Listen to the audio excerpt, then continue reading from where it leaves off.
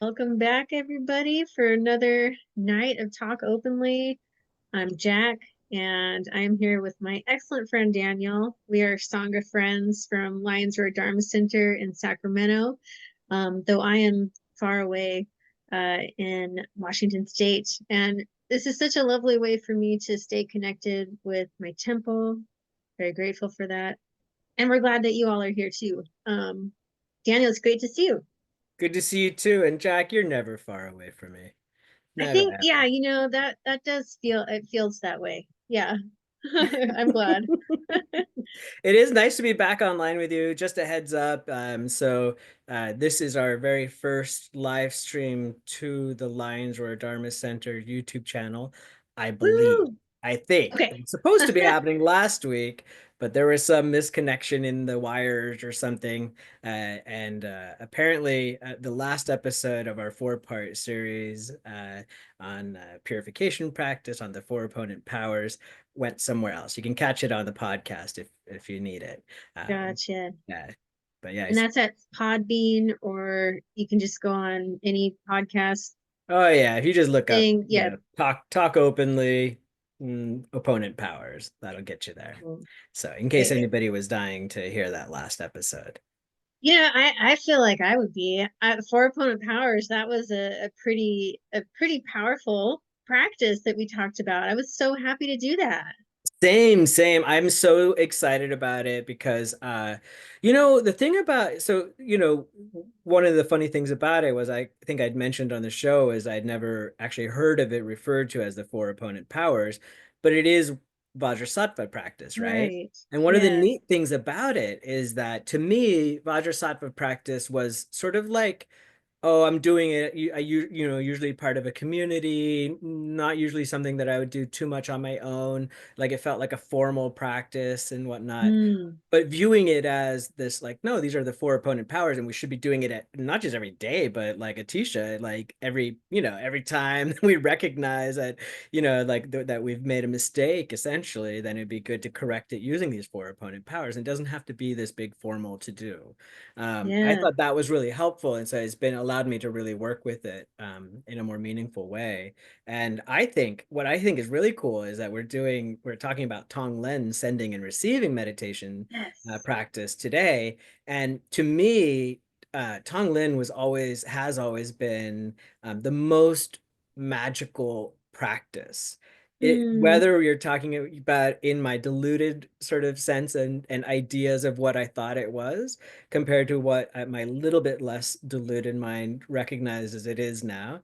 Um, but it still remains incredibly magical, that right. And I always was like, man, Tonglen is like, that's where the magic is. But Mm. what I find really cool is that the four opponent powers have proven to be equally magical. Nice.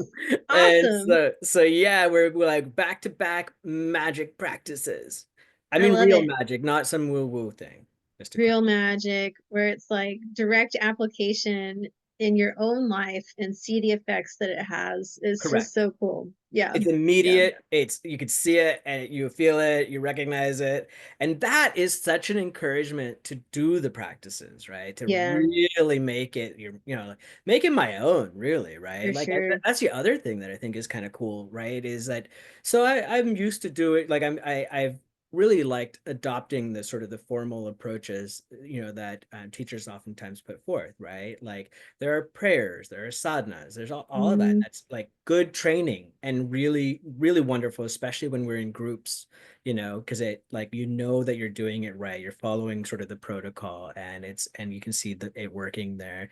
What I really am enjoying now in my own personal practice is seeing how these practices become my own, mm, and how they kind of take on their own life within my life, right? And like it's both formal and informal. And without jumping too far ahead, I thought it was kind of fun. I was listening to Pema Chodron talk about Tonglen, and she said, the formal practice actually is just to get us to recognize, like just to get us familiar with it and to recognize like, oh, when should I apply this and how do I do it so that we can do it in Mm, our day-to-day life. It's this mind training, lojong that we are always, always aiming to do, but we have to sort of get acquainted with it first. yeah. Right. Yeah. It's going to be a good discussion because I think there's ways that Tonglen has um, been in some ways secularized too. Like it's a practice that I think a lot of people appreciate, but also at the same time, I think in our tradition, somewhat of a complicated practice. Like when you get into it. And so yeah, it's interesting how kind of both of those things are happening with Tonglen right now. And I think yeah, I might we might want to talk about meta practice too, and maybe how those are similar and different. So yeah, I'm looking forward to it. Ah, fantastic. Yeah. Yeah. Like good stuff. How are So you doing? Yeah. good, How's your good. week? I really good. Good. Yeah, super sweet. My training is going really, really well. I have had a couple of opportunities where, other activities that I've scheduled have like, bailed on me or whatever. And I'm like, Mm. yes, good. Meditation. I can meditate longer. And I love that that's my feeling towards it. My reading is going really my studies in the long rim, all of that, fantastic. And I just got to tell you we'll bring this back into the Tonglen discussion a little bit later, but just a while ago, just like an hour ago, took the dogs out for a walk to a place where I used to live. It's a couple of miles from here. And Yeah. I don't know if I've ever told the crow story, but I have these friends who are crows that live in that area. And I haven't seen those crows in a long time. In fact, it's not the same old crows. They're different crows. There's whatever. My my point is I took the dogs out there. I get out of my van and these crows come flying in from all over the place. And some of them were babies. I could tell. I was like, I've never met you before. I know I don't know you, right? And they're like, they Yeah. somehow have communicated. There's like a lore, like the crows have passed Yeah. along, like, here's the candy man, like if you come up Yeah. to him, he probably has something nice for you. And I brought some kibble along, but it was such a cool thing. It's been a week of not just the crows, but in many other ways of reconnecting with things from actually distant past, right? Huh. Which is really kind of neat, like something that people and things that I haven't seen or been aware of for decades. And then I'm like, whoa, huh, cool. Like we still have some connection. This is weird. Yeah. Yeah. Wow. That is really fun. And what a sweet story with the crows. Oh, I love those crows. I love it. It's Crows are something truly brilliant. magical. Yeah. Yeah.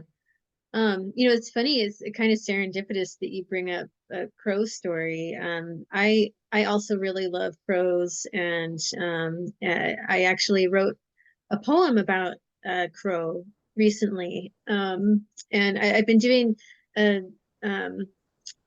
to kind of backtrack a little bit. I've been learning more about dialectical behavior therapy to kind of support some of my clients who have emotional difficulties and kind of like low distress tolerance. And I'm secretly also doing it for myself. That's a big part of it. Um, but so one like it's actually one of the core tenets of DBT is mindfulness, and a Mm. lot of it is actually like very inspired by Buddhism. She practices Zen Buddhism, the creator of DBT, and so in the workbook that I'm doing, one of the suggestions was, to go outside and describe what you see.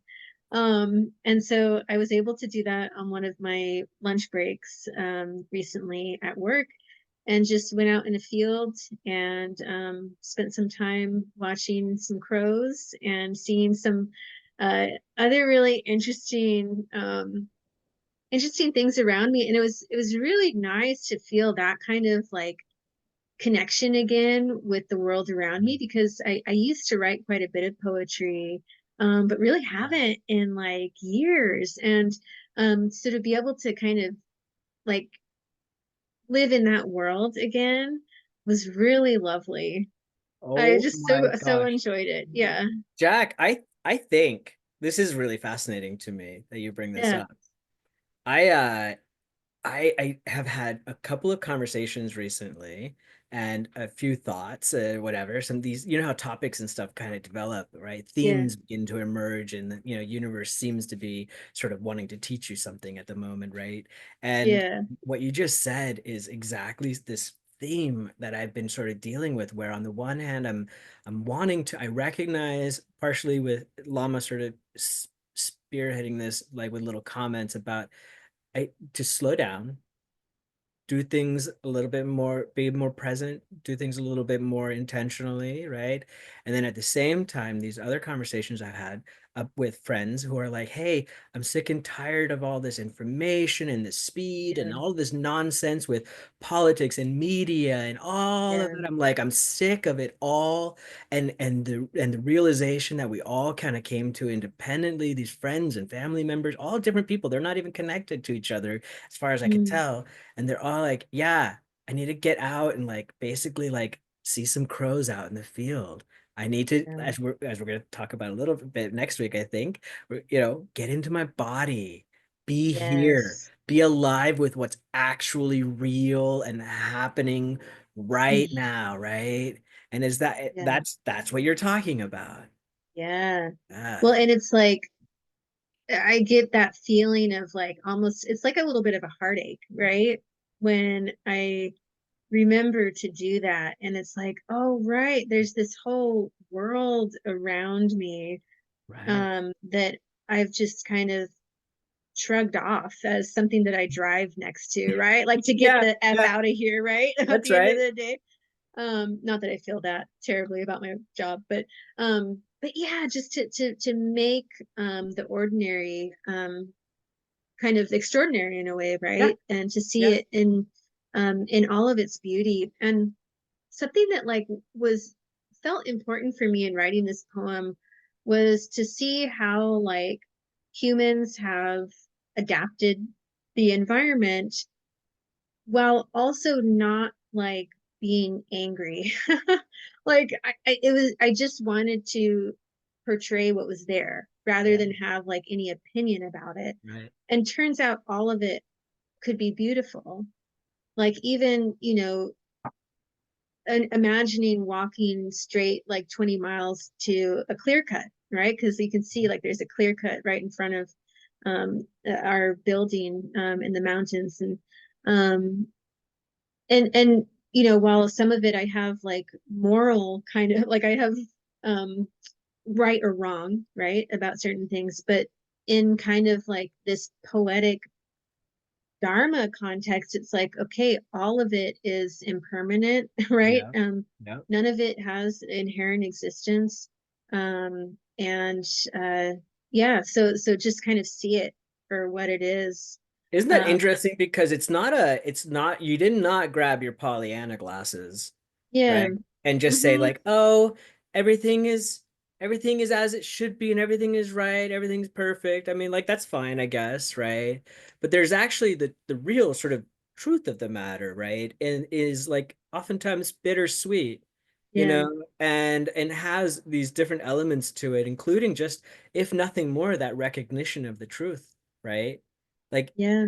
it, even regardless of what prompted it, right? It Hmm. can be Hmm. very, very sweet, and there's something deeply satisfying about that and recognizing it without having to modify it, unmodulate. You don't have to Right. like say good, Right. bad, or like take some drugs and be like, yeah, this is awesome. None of that, right? It can Yeah, just truly being with it in a very deep, real sense.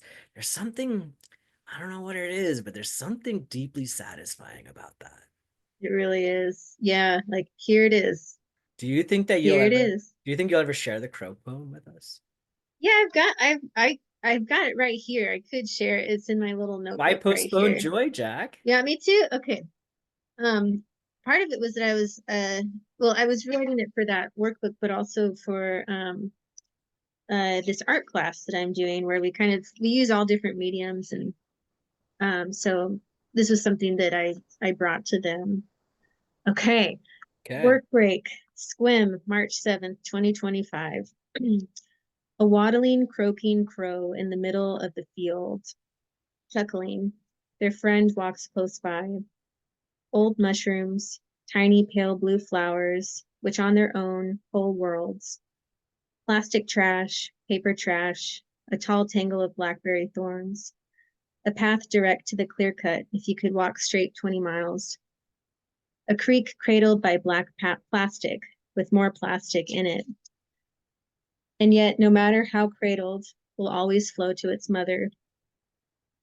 Tattered prayer flags, flag fingers stretching towards the mountain. Old wooden sign in the field, ordered by 90s developments, a school, a liquor store. One stretch of field grass is watered and mowed. I wonder what the crow's ancestral patterns are saying to them.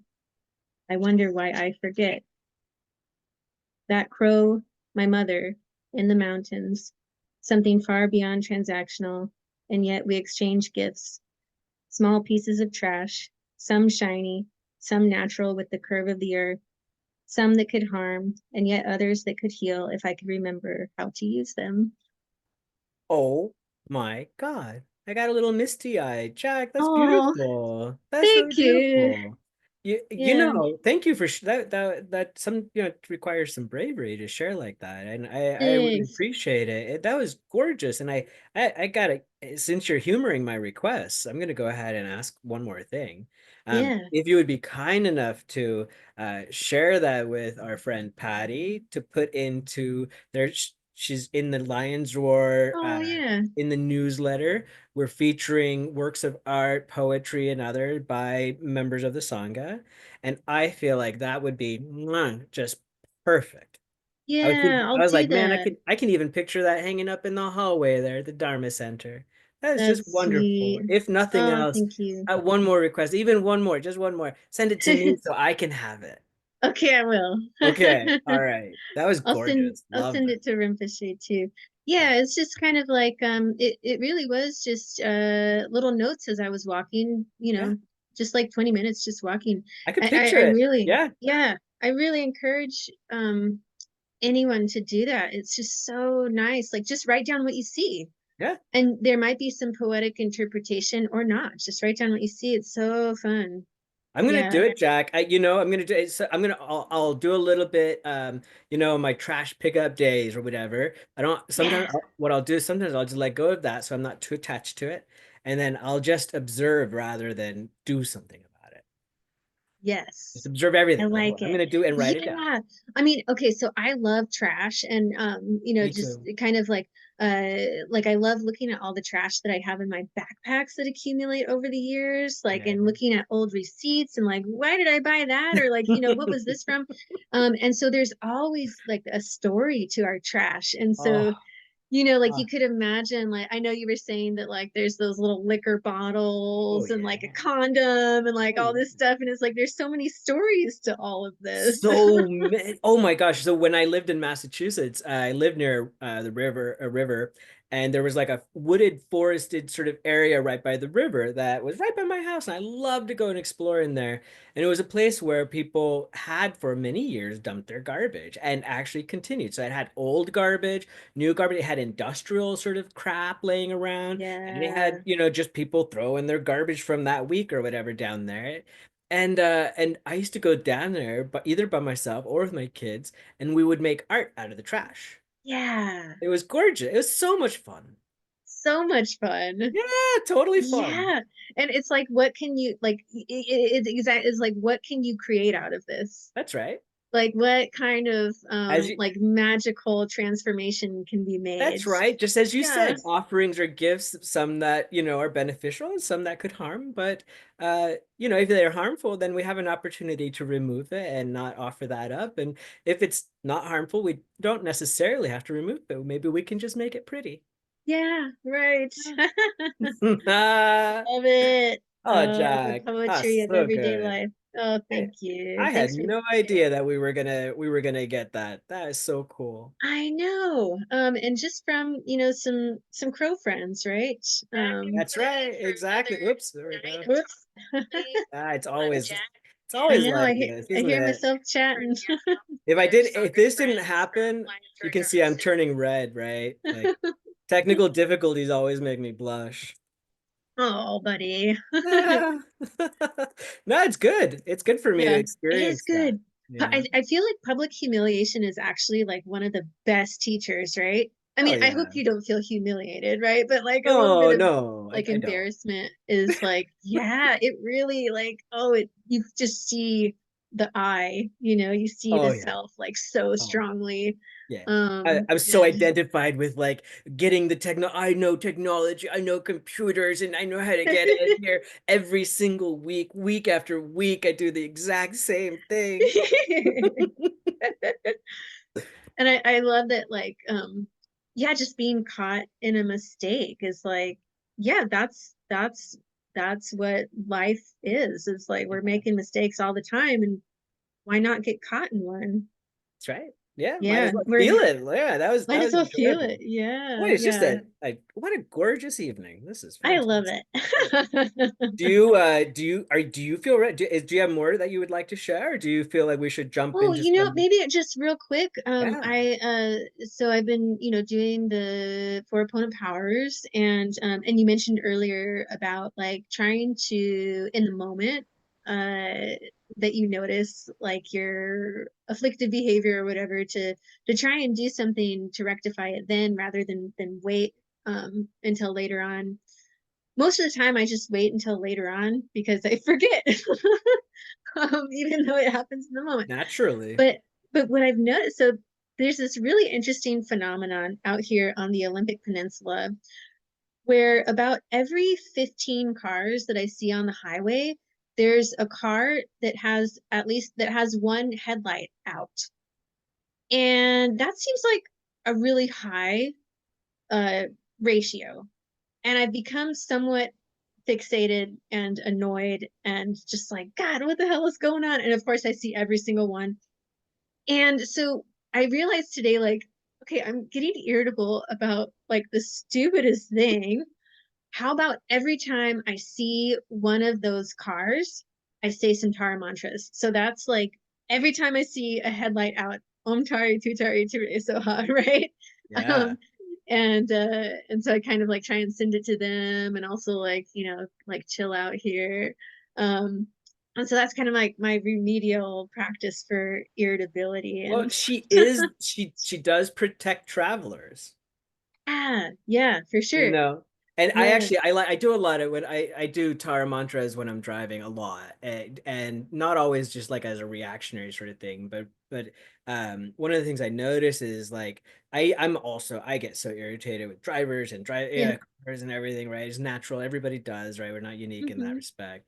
But what I notice is this like, oh right, as I'm doing the Tara mantra and being like, Tara, be with them, right? So people are like these jerk drivers blowing through red lights. That's Sacramento, Jack. I know that they were bad drivers when you were living here, I've but heard now it's there's no bad. red light cameras or anything, and cops don't do there's no enforcement of any traffic laws. Really? It appears like it's just the wild west of driving out here. Every day it seems like I see not just like people kind of like, running a red light, like, oh, they were kind of making it. Like a No, yellow red? no, I'm saying like it was red and It and was and red. they just go flat and they speed through it extra fast, and I've seen some T-bones, with car Yeah. accidents as a result, Yeah. and it's scary because those are oftentimes deadly or really really harmful. And Right. I mean I get all kinds of ragey angry about it. And now what I do is I really truly I'm like, no, like please, like I want you to be safe. Please travel safely, try to keep the others safe around you. Me, I'm like, okay, me, what am I doing? How do I drive a little bit more cautiously, a little slower, that kind of thing. Yeah. And it's really Yeah. helpful it changes the attitude from something that is like not doesn't change the situation, right? Like nothing changes the fact that they blew through the red light or whatever, and that they're in Hmm. danger. But like just that mindset, changing it ever so slightly, it does help. It does. Yeah, absolutely. Oh, thank you for sharing that. Yeah, Yeah, thank you for sharing that. Those totally. Cyclops cars are a danger. They're a menace. They sure are. I don't know which one's worse though, Jack. Cyclops cars or high beams? Oh my gosh, those the new cars nowadays. I mean, I've got one too, but like those high beams are intense. Yeah, they Even are. just like not even the high beams, like when they're just Yeah, on just their a little. normal, Yeah, right? Like yeah. like spinning out in front of front of the cars. But yeah, no, I think the high beams are worse. Yeah. Yeah, Yeah. for sure. Agreed. Agreed. I'm with you. Yeah. Cool. Well, hopefully Tara will help them all travel safely, and hopefully Yeah, maybe they'll get fixed. sure. Well, it sounds like we could really use some mind training, some lojong Oh yeah, we're to doing help nothing but Lojong tonight. that's right. It's all mind Yes. training. Wouldn't it be Uh, cool if our random lojong slogan tonight was I, the Tonglen I one? was thinking about that. I was I like, if know. that happens, then There's some real there's magic. real magic. Or no, no, not just real magic. That would be like the spooky magic. That'd be spooky magic. Yeah. Yeah, yeah, yeah. So I'm pulling up the random Lojong slogan page that our dear friend Dirk created on the lionsroardharmacenter.org website.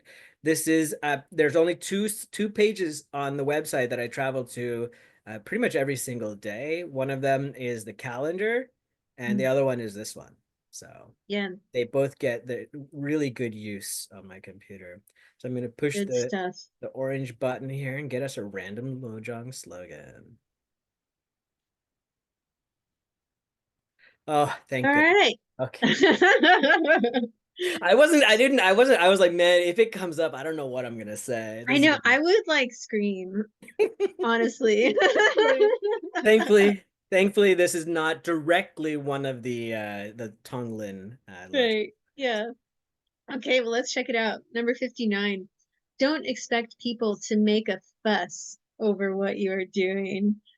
So Choyam Trungpa describes this as, don't expect others to praise you or raise toast to you. Don't count on receiving credit for your good deeds or good practice.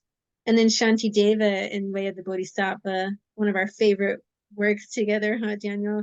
So he says, thus, when I work for others' sake, no reason can there be for boasting or amazement, for it is just as when I feed myself, I don't expect to be rewarded.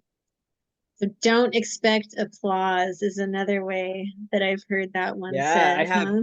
I have my little thing here right next to me that is Atisha 7 points. And the seventh point in the translation I have says, don't expect a standing ovation. Yeah.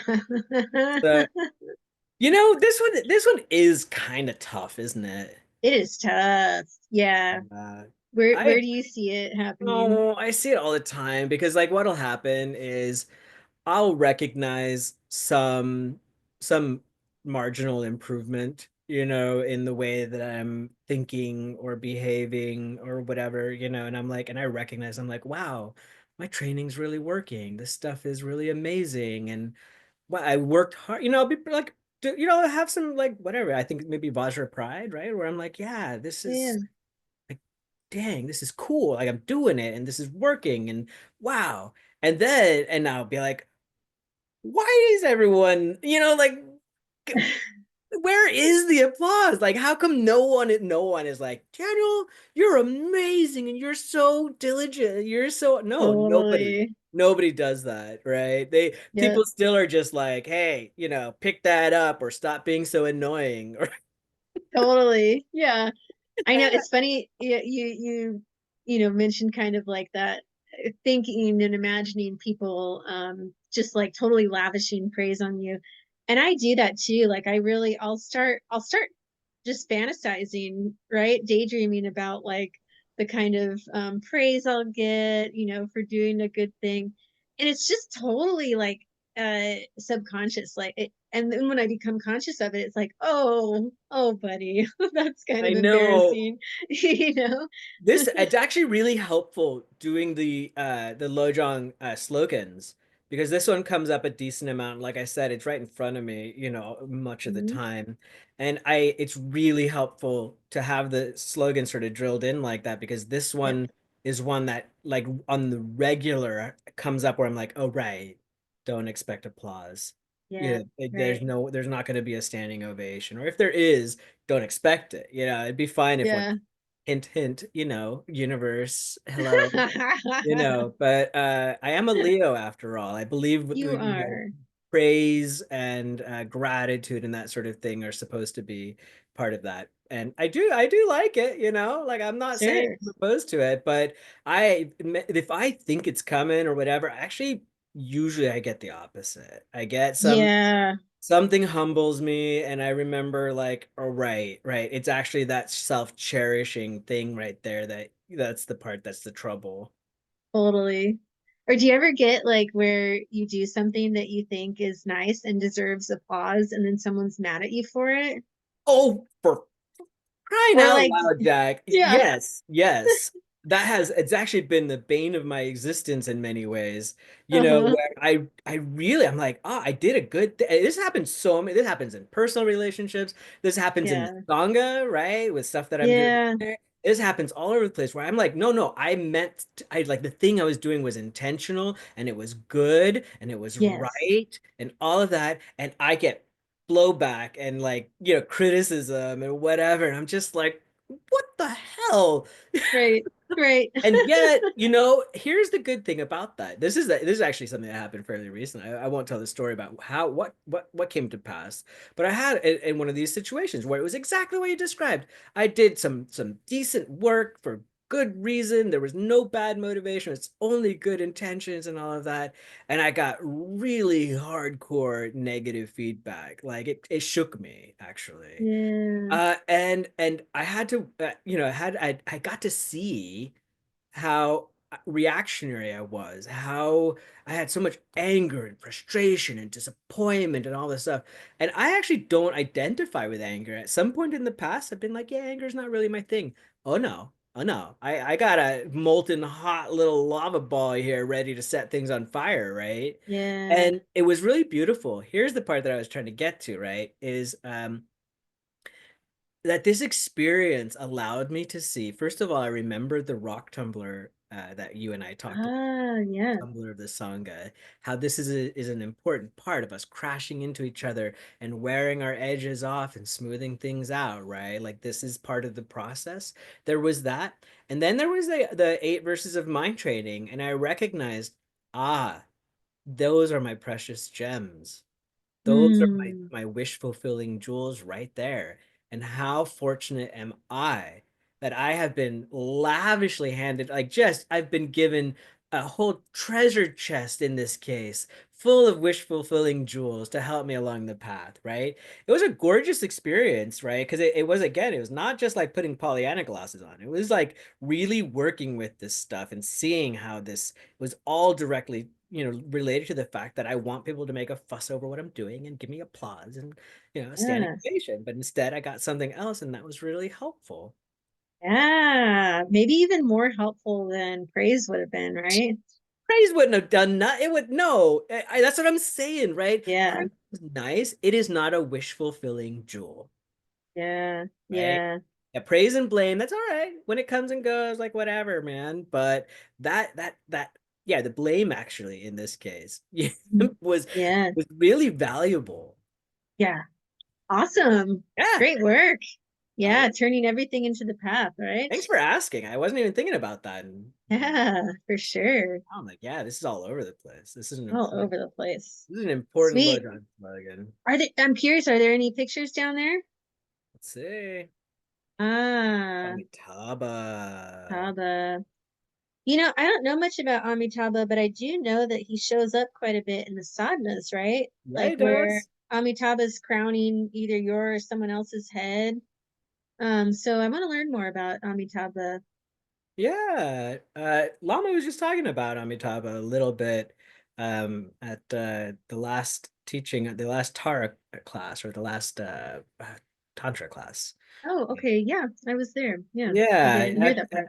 I actually thought it was really cool. He was the part I had such he said, well, what is, what does Amitabha represent? And there were a number of different answers. I was really happy that he said that my answer was a good one. I said What was your Amitabha. answer? Amitabha represents all the Buddhas. Is the sum? It's all the Buddhas together. And he was like, "That's a good one," which made me feel Mhm. good, like I was Yep, saying. yep. But then it was really neat because I heard others like love, you know, gentle compassion. Like it's the good, feel good, juicy stuff, right? And so it's like warm, loving embrace. That's what Amitabha is. Hmm. Nice. So, Great. hi, Amitabha. Hi, Amitabha. Bye, Amitabha. Good friend. All right, so I'll stop the share now. There we go. Right. So Daniel, Tonglen. Yeah, I'm wondering, could you give us a little rundown or kind of description of Tonglen? Sure, sure. First, I want to express my gratitude to our dear friend Marie, who is a Sangha member. Yes. Pretty much everything that I know about Tonglen, I learned from Marie. So Marie has led for many years a regular Tonglen class. I encourage anyone who's listening to this, if you can make it to one of Marie's Tonglen sessions, please do it. You won't regret it whatsoever. Tonglen is known as sending and receiving meditation, and it's actually based on there's a Tonglen Lejong slogan, right? It comes out of these Atisha's work, I believe, and so the the idea is that what we're trying to do is really to discover our shared humanity, right? And to recognize that we're not unique. We're not so special in that sense, right? And that both on the negative side of things and on the positive side of things, we are sharing in all of this with all sentient beings. It's not just humanity, right? And so these practices are these Tonglen practices. I think Tong means sending and Len means receiving. I'm not Okay. positive about that, but it is sending and receiving or receiving and sending meditation. And so there's a formal approach to Tonglen, which involves visualization, and there are actually many Tonglen styles. So Yeah. it's kind of neat in that respect. But I'll tell you a little bit more about what I've learned. So the first and most important Tonglen, as far as I can tell, is what Pema Chodron calls like the attitudinal Tonglen. And she actually encourages people to start there, even though it's also the finish. So, but Mm. it's really good to start just with the attitude. And so the attitude is it's something like this. You witness like some negativity, some difficulty, like you're not feeling good physically, mentally, otherwise. It doesn't have to be like super negative. Maybe you just stubbed your toe, maybe you're sick, or maybe you're super angry or something like that, right? There's some negativity there. And what happens usually in many cases is we really think that that's unique. Like, I'm feeling nobody understands my grief, my loneliness, my Right. whatever it is, right? That's just me. And we just like we stick in it. It's like, it's Mm-hmm. got some sticky, juicy stuff in there, and we just hold on to it. And the idea is to gain a little bit of space in there and to share, right? And to recognize that we're not alone. We're not alone. It doesn't matter what you're feeling. You're not alone. You're not unique in that respect. And so if we can remember, when we're feeling something negative like this, and we can just sort of, shift our attitude and be like, oh, yeah, actually, there's out of the 8 billion people on the planet, or maybe even greater sentient beings in the entire universe or many universes, I'm not alone. Somebody else is feeling this or has felt this or will feel this. Just that alone, it sounds a little bit weird, Jack, but it's helpful. Just that. Yeah. Just Oh, that. That like 100%. if that's all you did, that would be totally enough, right? Yeah. And I'm then not and then alone. there's this other sort of aspect to it, which is like like that's like the first sort of kind of stage, if you will, of an attitudinal Tonglen. And then like the next level up, if you wanted to take it to the next level, is this like, wow, may all beings use this negativity as a on their path to awakening, right? Hmm. Me and everyone. Like, let's use this thing, right? And then if you really, really feel it, like you want to take it to the next level, then it's like,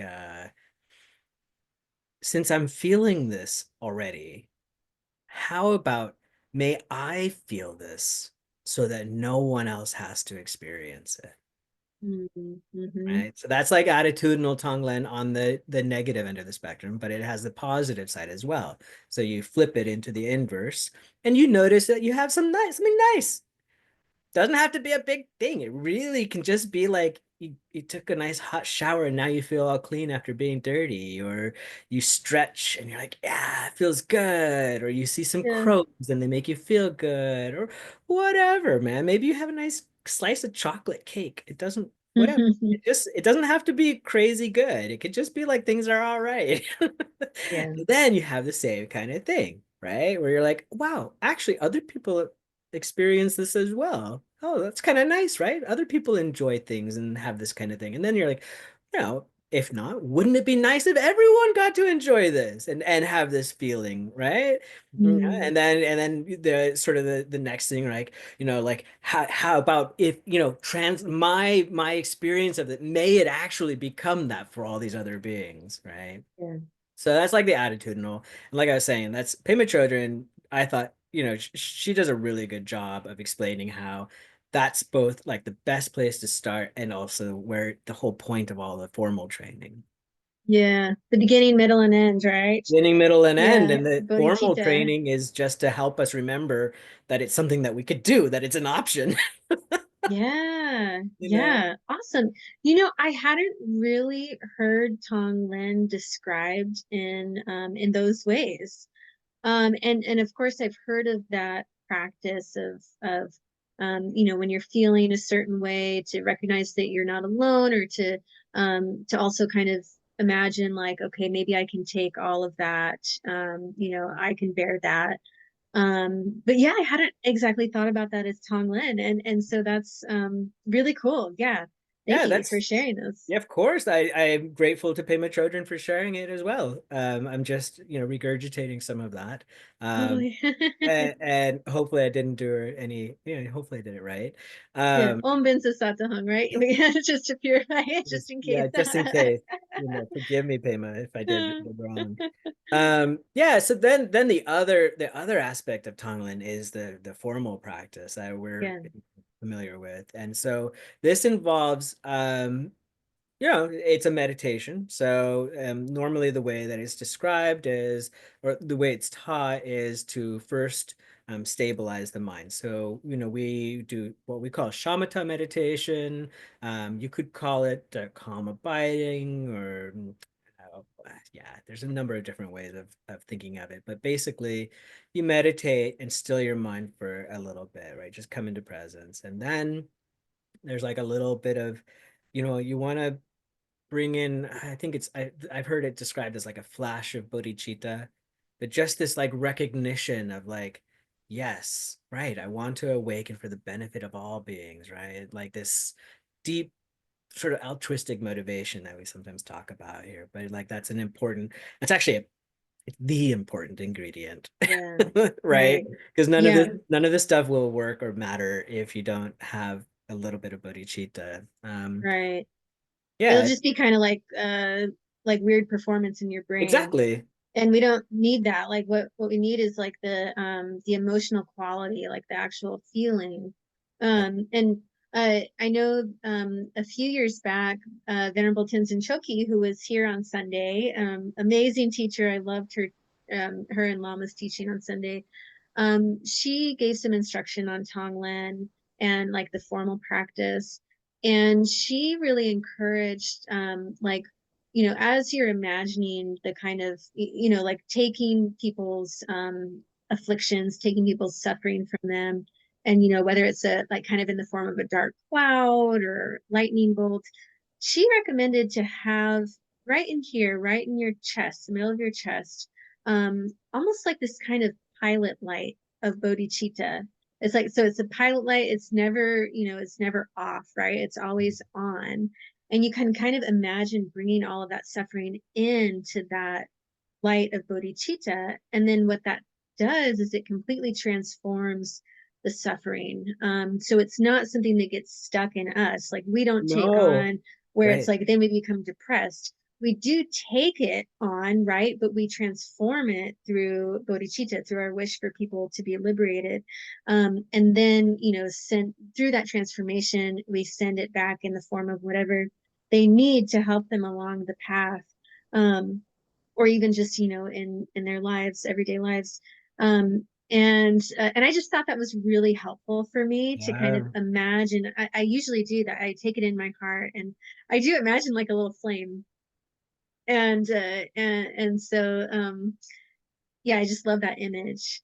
I And love to, that too. yeah, isn't It's that great? fantastic. It reminds me of the way that Marie is, she always stresses this, like that it's like alchemy, right? She doesn't necessarily use that language, but it's this transmutation that's happening. And it's not us. We're not doing it, right? But this, this, this little light, this bodhicitta that's there, like you were talking about, the little pilot light. Some people visualize it as like a little heart, like a glowing heart, like Mhm. love, and it just expands and takes it in, and then there's a transformation, you send it out, right? Like, but yeah, that's the crucial, critical ingredient in all of this is Yeah, that deep desire to awaken for the benefit of all beings. Yeah, yeah, yeah, that's what we want yeah. for ourselves and them. Right, right. And Venerable Thupten Chodron at Sarvasti Abbey, she really like she reminds me at times of the Shanti Deva, where she's like, like very kind of no, you're gonna like think about it this way because otherwise, you're gonna be a fool, right? And Yeah. so she really emphasized in a talk that I listened to today, that we have to do this practice with the mindset of really being willing to give up our happiness to others. Like that's kind of the giving part, is like we are offering our bodies, we're offering our Yeah. wealth, everything. We're All even of our offering merit, our everything. merit. Right. And that's the one where I'm a little bit like, I've been working eons to get here, and this kind of like is rough. And I want to just like, I want to keep that. Right. And Maybe I can make it to the God realm if I hang on to some of it. right. But yeah, so we have to like imagine that, like, is that something I'd be willing to do in order to liberate other beings? And so like kind of the taking of the suffering is meant to obliterate like our our wrong sense of self, right? This kind of this separate sense of self that really is keeping us trapped in psychic existence. And so I know that some people also imagine the visual of the coming in as a lightning bolt, and at your heart is this like lump of coal, and that like represents just like the terrible icky Yeah. just sense of self. It's like misperceived self that just gets us in so much trouble, and it just strikes the lump of coal, and in the transformation of bodhicitta becomes a diamond that we then give back to the other Love it. person or group of people. It's so beautiful. I love that you said lightning. I'll use that, but I Marie, I believe I heard her one time say that Lama had at some point taught it as an arrow, like a Yeah, dark, like a black arrow coming out of the other, and it strikes just as you described. And one of the things that I think is kind of fun when I visualize that one is because it depends. Like I'll use different strategies depending on what's going on. But like that one, sometimes it's a single diamond, right? Just yeah. like you were talking about. But oftentimes it's just this, and it's just like a rain, not a rainbow, but like just like a rainfall of diamonds on the other person. And then sometimes it'll be like diamonds and then all these jewels and everything. And I'm like, yes, all those, may those all be like wish fulfilling jewels that you then can just pick up and use and give away and benefit all beings. It's a Yeah, glory, that aspect of it, the sending is such a glorious part of it. yeah, yeah, for sure. But Yeah, there's like there are I think it's important to throw bit of caution out there around this practice, because this is one thing that I've heard repeatedly about Tonglen. First, try to get your teachings from a qualified teacher, right? Hmm. About what's going on here. It is very, I can attest to this. It's very, very, very easy to misunderstand what's happening here. Mm, It's easy to believe that we are, in fact, actually working on the other people that we're visualizing, right? And that we're doing something to them or for them or mm, whatever. And I did have man, I did actually have some experiences that made me believe that early on, right? mm, Where I felt like I got feedback that actually told me that that was what was happening. And then hmm. I took that back and I was like, "Oh my God, Marie, look, like this is what's happening." And she was like, "No, no, no, no. That's not what's happening." Like Yeah, maybe, but that's not what we're doing here. This is about your own transformation. This is about you, right? right, right. That is so Yeah. important. And that it shouldn't, because it's an energetic practice. um the recommendation is to sandwich it in with shamatha Right. meditation. So the normal sort of way to do this is to start with some shamatha practice, and then do Tonglen, and to not exceed, like I've heard 6 minutes. um Yeah. I actually tend to keep them quite a bit shorter than that, each little session, but you can do repeated ones. So you can do like, Hmm. and the idea, what I've been told, is start with yourself always, right? Visualize Hmm. yourself and do Tonglen for yourself first, which can be kind of challenging at times. But it's start there, and then you work to somebody that is like close and that you love, like family members, you like them and stuff, maybe, but you usually have some challenges, whatever, and then to Yeah. work towards progressively more difficult people. But Right. to always stop each little session of Tonglen, do some more shamatha, and then come back in, right? Because if Right. you're trying too hard, you're doing too much, it's easy that it might be that you're actually like kind of sucking it in, right? And you're taking all their sort of like dirt in or whatever, and somehow like feeling like you're accumulating, like you're taking it, oh, I'm taking that, right? And somehow you Mm, get it like actually attached to that process of like somehow thinking that you're the one taking something negative from somebody else, and that can right. be like poisonous to our minds. Yeah. Yeah. Well, I think too, just like the very physical nature of like having it ride the breath, where it's like, um, that's a lot to do on just an inhale and an outhale or an exhale, right? So inhaling and imagining all of that you know, you're taking in suffering. It's, in the form of smoke or an arrow or a lightning bolt. It hits you right here. That's your misperceived self. It transforms through bodhicitta, and then exhale, you're giving everything right, and all that is a lot to do It in a is. very short period of time. And so I think that in some ways is what makes it so advanced, because I think you really have to, you want to have like some prerequisite knowledge about Right. like what you're saying about what we're doing, so that it's easier to kind of imagine that all, and have it be on the breath. But so what I do, I'll just do 3 minutes. Like I'll do Yeah. 3 minutes of shamatha, 3 minutes of tonglen, and you can actually make that into a 24-minute practice Yeah. where start with yourself, then loved one, stranger, and enemy, and that's 24 minutes if you do Yeah. the 3 and 3. So yeah. Yeah, that's good advice, and I agree. I do the same thing. So Tonglen is part of my daily meditation practice, and I don't do it quite like that. I usually sit for a while, like let's say like 12, 15 minutes, something like that. Then I'll do like maybe like three or more sessions of Tonglen, and then I'll finish it up with like 12, 15 minutes of meditate of shamatha. And that feels right, but I don't always time it quite right. Sometimes it's really interesting. One of the things that I notice is like I actually never know when I start my Tonglen. I rarely know who I'm going to be practicing it with Hmm. or, and so I know that I just start with myself, and then every single time someone shows up. Like I don't even I'm Yeah. not there's no planning, there's no nothing. I'm like, oh, there they are. Okay, I guess we're the one. This is what we're doing.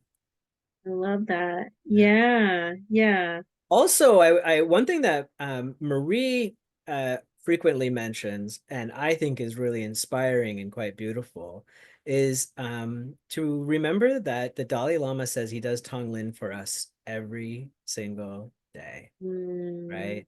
So to think that he's doing that for us, we can do that for other beings as well. yeah. I think it's a lot of, I think Tonglen practice is actually, it's really fun for seeing a lot of our own projections.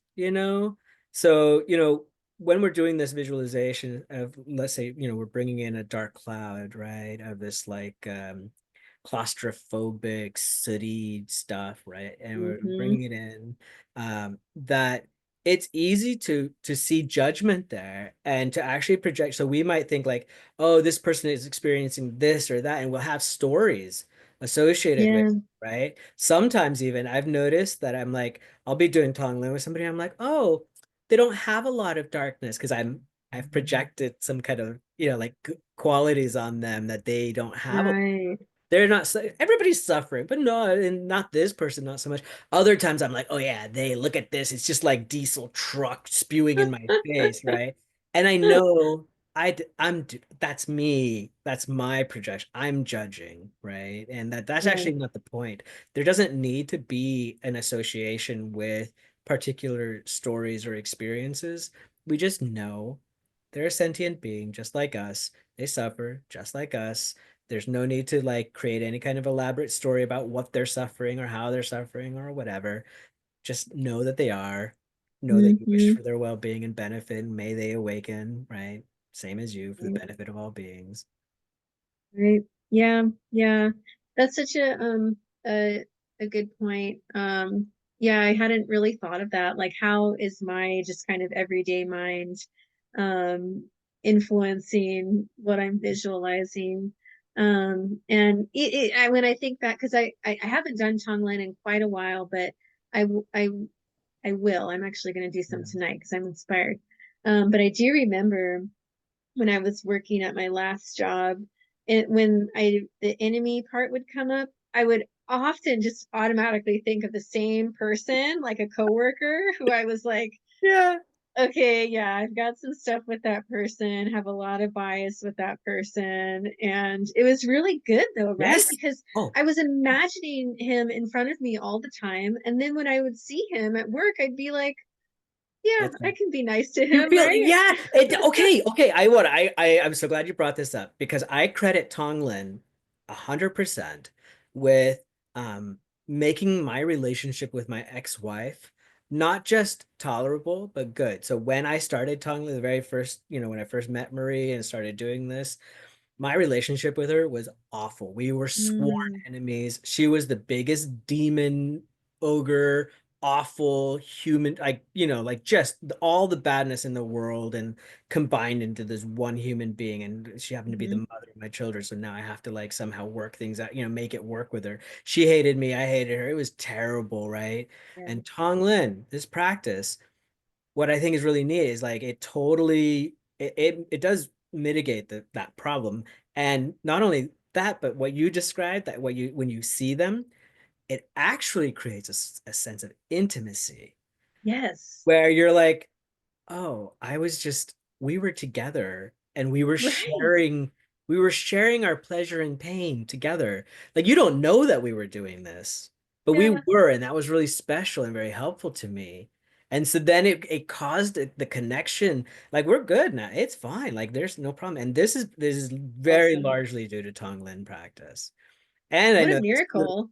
Tonglen in like when so my last little bit about this is Tonglen practice is really helpful in the moment, real life, when you're in the situation. You're looking at that coworker, you're looking at your ex, you're whatever, they're speaking to you, and whatever's coming out, if you not as an avoidance strategy, not as a distraction, but actually begin to right then notice, breathe it in.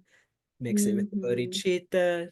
breathe it out. If you could do that, just open and do that while you're talking to another being. They don't have to be challenging, doesn't matter. They Yeah, could just be someone who's suffering, right? And you want to yeah, be there for them. Doing Tonglen in the moment with them as it's happening creates that connection right then and there. yeah, yeah. Absolutely changes you for sure. That's the miracle right there. It's the magic. Yeah, Telling yeah, you. I came into Vajrayana, Tantra, all of that, expecting magic. People told me there yeah. was no magic of the kind I was looking for there. And they were right, but I discovered real magic, and Tonglen is without a doubt some of the most powerful real magic I've ever come across. Yeah, agreed. Awesome. Thank you, Daniel, for bringing this topic tonight. And we have a special guest next week, Matthew Cruz. We're going to be talking about embodiment, how to get more in our bodies. And I'm really looking forward to that. So please come to that. And if you can donate, lionsroaddharmacenter.org, we'd really appreciate it. Otherwise, looking forward to next week. All Thanks, right. Daniel. Take care. Bye, Jack. Bye, All everybody. right. Bye.